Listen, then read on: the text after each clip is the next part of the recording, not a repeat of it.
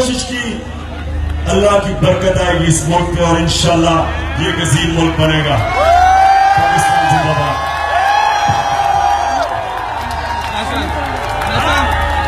बस अब तारीख बदलने वाली है, पाकिस्तान की तकदीर बदलने वाली है।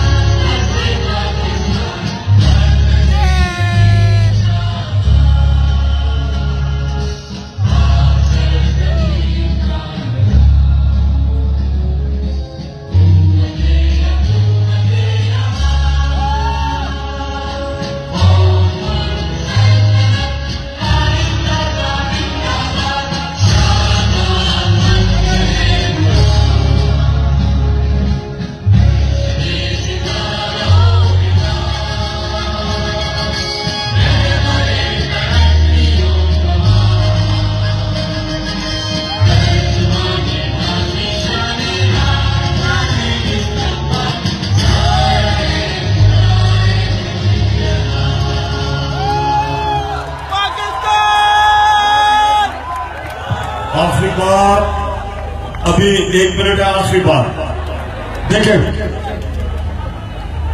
मैंने जितनी भी मैं कोशिश कर सकता था मैंने अपनी पूरी कोशिश की। मैंने 22 साल अपनी कौम के लिए जितनी मेरे में हिम्मत थी मैंने अपनी कौम के लिए की। सुन अब मैं चाहता हूं कि आप भी पूरी कोशिश करें, क्योंकि कुरान में अल्लाह कहता है मैं कभी किसी कौम की हालत नहीं बदलता जब तक वो कौम खुद अपनी हालत बदलने की कोशिश करे।